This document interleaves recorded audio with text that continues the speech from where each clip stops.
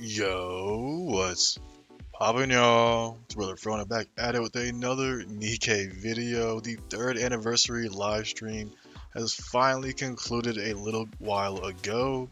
And with the live stream, we got so much information, man, just regarding all types of things in the game, from new characters being released with the update itself, the new story content we're going to be getting, new game modes. I mean, there's just so much stuff that they packed into this live stream. It's going to be hard to kind of summarize it all in just this video, but we're going to try our best, as always, to summarize all the most important stuff going on for the third anniversary live stream for Nikke.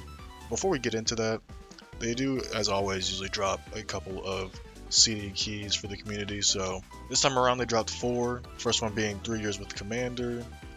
Second one being I am Nayuta. Third one being Puny Queen. And the last one being Goddess Assemble. Now, starting off with the live stream, of course, we're going to start off with the actual Nikkes themselves. And the very first one they showed off. Now, we can have this start playing a bit here. And of course, as we all knew, our girl Nayuta coming to the game looks absolutely amazing. Showcasing her animations there. Now, actually, pause right there real quick. What caught me off guard is that she's actually going to be a SMG Pilgrim character. So now she's going to be joining alongside Siren or Little Mermaid as another SMG Pilgrim character, which previous to them coming out in the game, we literally had none. So it's always nice to see more SMG love for the Pilgrim characters. And then in typical shift up fashion, they of course cannot drop one of the anniversary characters without giving them a gacha skin. So we are getting one for Nayuta as well. The Wu Wei skin looks absolutely amazing.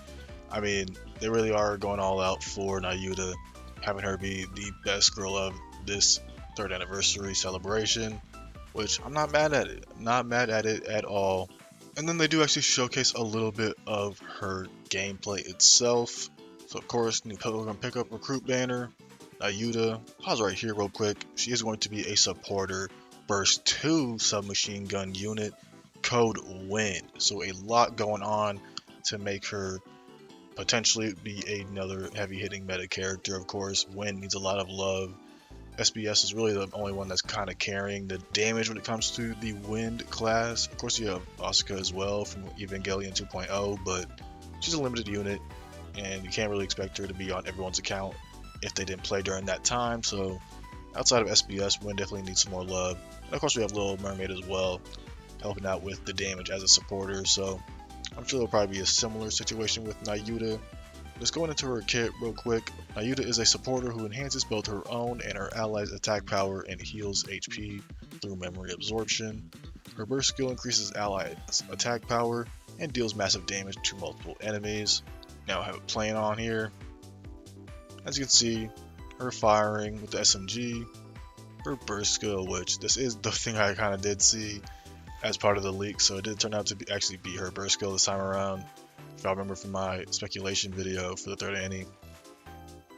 And you can see like the god hand kind of crushing down the bag numerous times, so I'm sure it's going to relate to how many bullets she fires, and then they also show off the gacha skin as well. Again, looking amazing. The new animation for the burst looks sick as well. And you can see like a little charge key modifier going on as she shoots during her burst. I'm sure that'll have her damage scale to that as well. Then the next thing I want to show you guys, after that, when they showcased Nayuta's skill set, they did show a little PV trailer for the upcoming event story. And with that, as we obviously know from the Eden Spear, it's pretty much everyone coming together for this massive fight. And so, as you guys can see on the screen, they did actually showcase a new design for the Nihilister alt that I speculated we were going to get. Now, we aren't getting it anytime soon. They did not showcase it as a unit that we were going to get for like the free SSR or anything like that. So it does make sense. Obviously, in terms of the story, she still is very weak and not combat ready yet. So we do have to kind of see how that plays out. But seeing her get a redesign, obviously hiding the assets, but I'm sure they'll figure a way around that once she actually gets back into combat mode again. But either way, cool to see Nihilister get a redesign. She looks dope with the cloak, and I'm excited to see how she develops in the story even further. Now the next thing that caught me completely by surprise is the fact that Red Hood is going to get a gacha skin as well alongside Nayuta for this anniversary event.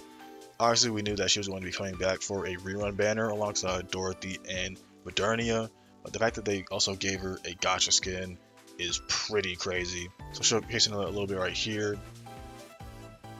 Obviously the only other skin we had for her back then was the free popularity poll skin, so the fact that they gave her a gacha skin after so long, I mean, it's crazy.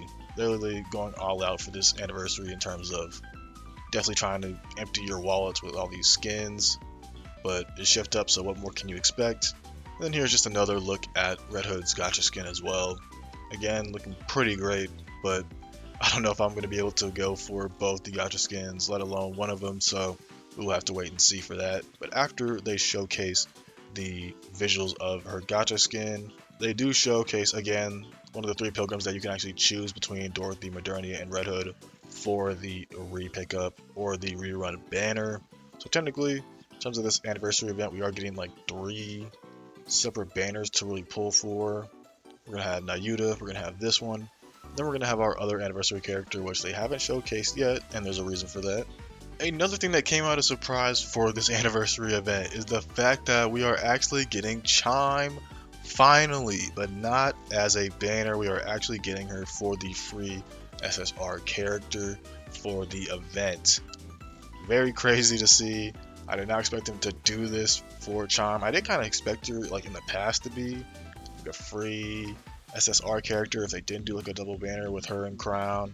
But then, obviously, the way they kind of handled it back in 1.5, it was like I do kind of see her coming out as like a free character because the way they described her in the story is not really being a battle-focused Nikke. It lacks a lot of firepower in that sense. So I did kind of see her coming out as a free SSR, but the fact that they did it now for the 3rd Annie, I mean, it is nice to see. They did take quite a while, obviously, all the way back in 1.5 till now to actually finally get her in the game. And they did talk about it way back when, that it was something that we could expect in the future, but not anytime soon, around that time. So again, good to see. She will be the free SSR that we get for this anniversary celebration. So you'll be able to get all of her dupes as well to get her to MLB very easily just by playing through the event. And then up next, they did showcase a new skin for Crown. Don't worry, it's not going to be a gacha skin this time. It looks like it's going to be one of the either event or mission pass skins. So thankfully for me, as someone who has her gacha skin, I'm not going to have to worry about another one on the way. But if you weren't able to get her gacha skin back when it released, you can have a chance to get a different type of skin for it with this one. They do also show off a little bit of gameplay for it as well. Pretty decent skin overall. Obviously this one doesn't change the burst skill because it is just a regular skin, not a gacha one, but pretty solid skin. Can't complain. For the Crown enjoyers, I'm sure y'all be happy.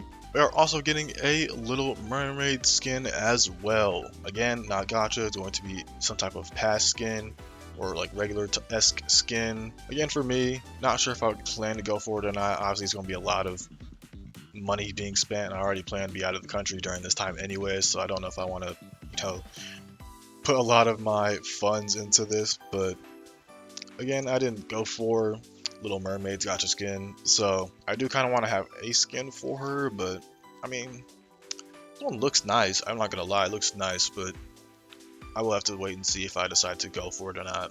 And as always, every year they have the Outpost theme for the anniversary celebration, have it all decked out nice and cute. They also have shown us the event update optimization plans. So they do add a quick simulation quick end feature to the sim room. They do a weekly reset for anomaly interception quick battle, so I assume it'll be easier to just quick battle the stage every day until it does the weekly reset instead of having to fight it every single day to then quick battle it. That's what I hope for anyways. Change the update interval of Lost Relics on event fields from daily to every Thursday. Of course, new stages in Lost Sector and Tribe Tower. A new side story banner, special notification for side story updates. So I assume they're probably going to have something similar to like actual event banners for when side story is released, which is pretty cool to see if that does end up being the case. Then of course, the 3rd anniversary recruitment rewards, get development materials and whatnot for the rebate, I'm sure, for doing a certain number of polls.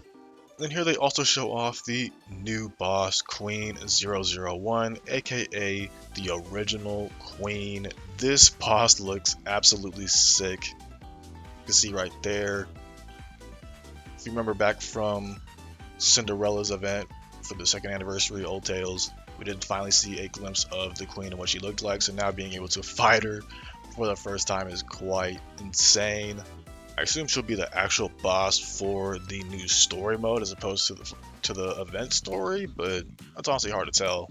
Next up, they have the mini game for the event celebration itself, being a what it looks like a Fallout Shelter-esque type of mini game, where you have these resources to kind of build out your underground civilization slash shelter, and then you can have different tasks going on in the background, getting resources on top of that as well. Looks pretty complex and pretty expansive, so not sure how that's going to end up playing out, but pretty cool either way. In terms of anniversary mini games, I feel like this one doesn't seem, at least on the surface, as interesting or as fun as what we had with the second anniversary, but I mean, it is pretty hard to top that mini game, I feel like, so we'll have to wait and see, of course, to see how good that ends up being. And then here I want to show a little screenshot. This is another trailer they played after that kind of section I just showed of the mini game. But here we have to get our first ever preview slash look of Bahamut, the final beast from the 4 beasts that we have not met yet. Given real nerdy vibes with the glasses and whatnot, and how they kind of portray her character in this trailer. So very excited to see what goes on with that. We also got a little bit of a glimpse of their queen that they've been producing as well.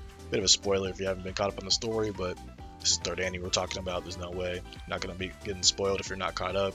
And in that same trailer, we also got a preview of, you guessed it, our favorite girl from Counters, Anni, getting her what looks like her overspec look. Obviously, we know she has her whole idol thing going, so looks like this is kind of how they're going to play out her design for when we actually get her in her overspec form. Going on a little bit more, you can see again new chapter update for the story. Now this thing in the back here, this little DNA pillar S thing, that's going to be the actual 4 beast manufactured queen that I was talking about earlier. And then of course we see everyone in the background getting ready for the fight. We also see EH in this little image here, which is interesting. I wonder how she's going to play into all that.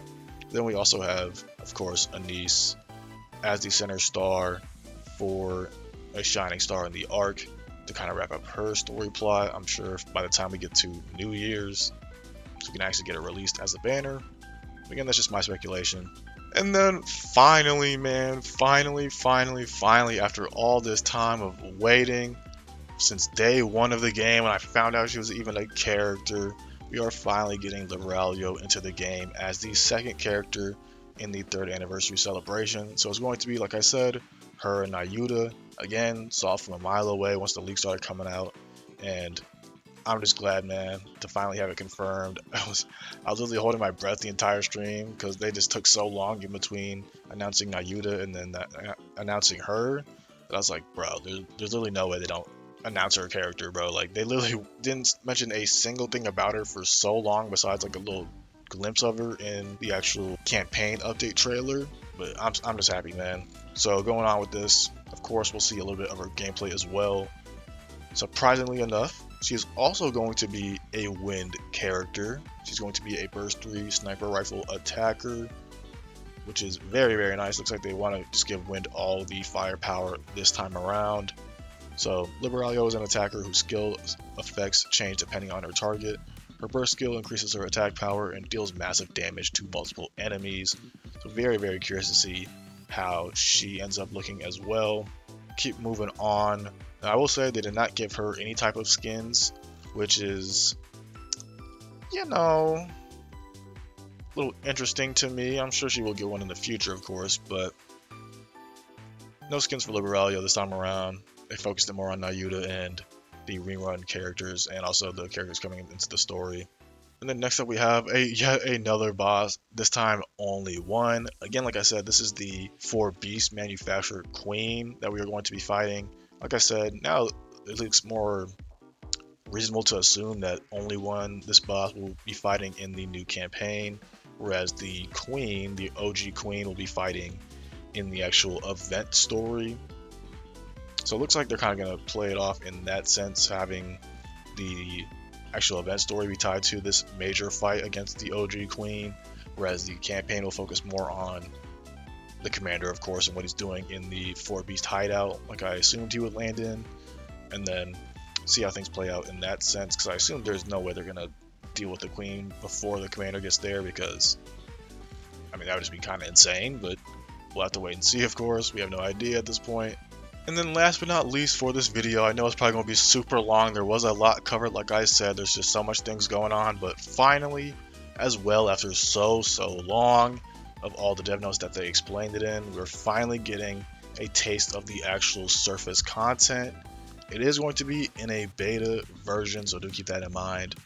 There are some things they kind of explained will be reset in terms of progress, but there also will be some goodies for us to actually obtain and have transferred over to the final rendition of the surface content game mode.